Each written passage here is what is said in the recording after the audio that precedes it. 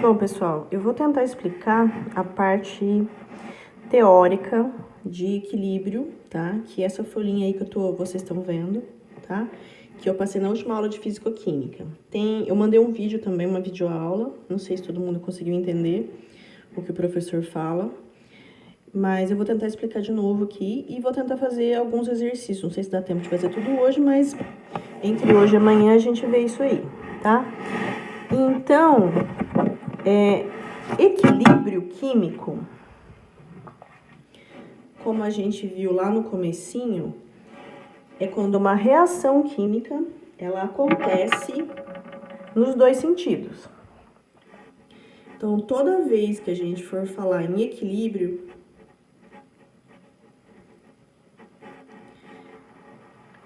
a gente vai ter uma reação desse tipo aqui, ó. A, que reage com B, forma C mais D. Esses dois, uma vez formados, eles conseguem reagir entre si e voltar a ser A e B, tá? Eu tenho um sentido chamado de sentido 1 e um sentido chamado de sentido 2. O que mais que a gente pode dizer? O sentido 1, a gente fala que é o sentido direto, que é o que a gente está acostumado, tá? Uma reação química sempre tem esse sentido aqui, reagentes indo para produtos. E nesse caso aqui da reação em equilíbrio, a gente também vai ter o sentido 2, que é o sentido inverso ou indireto, que é a mesma coisa. Bom, eu lembro que eu mostrei alguns gráficos para vocês até fizeram exercício sobre isso. Então, por exemplo, um gráfico típico de equilíbrio é quando a gente parte dos reagentes, tá? Produto no tempo zero, a gente não tem, então é zero. Produto tá aqui. Com o passar do tempo, reagente vai reagindo, a quantidade vai diminuindo, ao passo que os produtos vão surgindo, então vai aumentando, tá? Chega uma hora que essa curva que sobe de produto, ela fica constante, quer dizer, ela não muda mais. Constante, tá? E a mesma coisa vai acontecer com a curva dos reagentes. Ele vai descer, descer, descer e de repente ele vai ficar constante.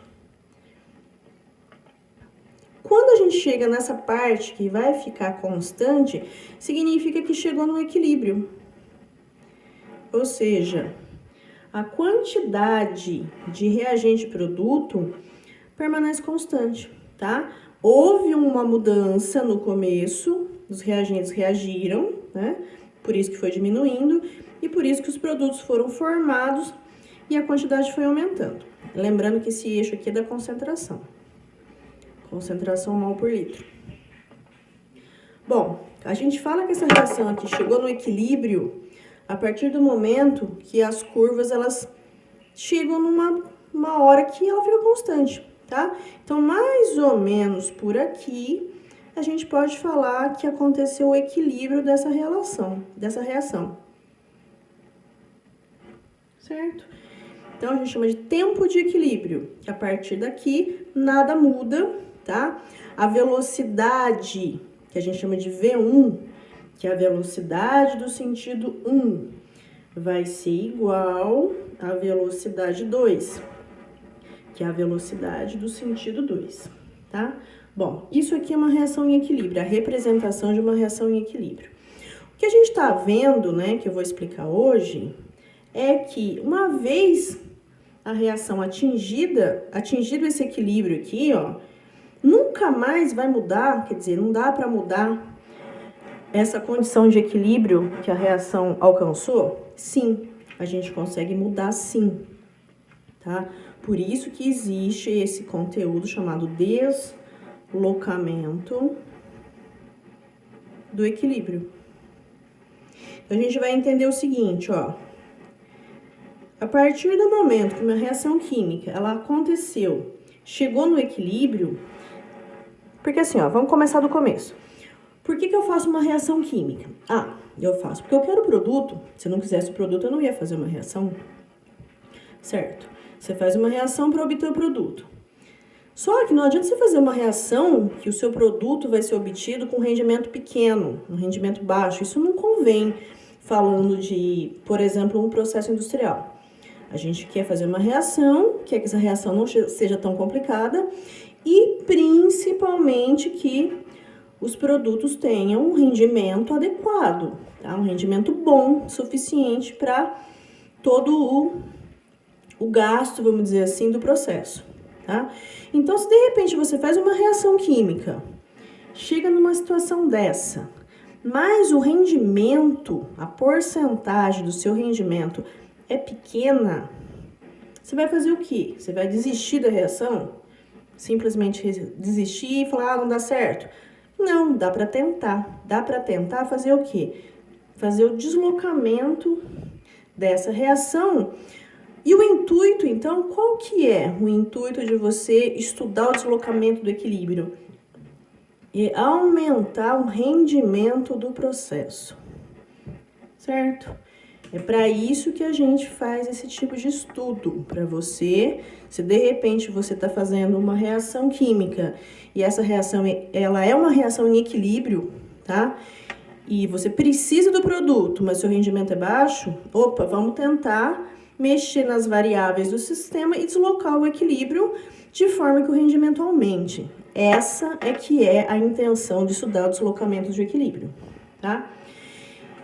Como que a gente pode deslocar o equilíbrio? A gente pode deslocar alterando 3 coisas: temperatura,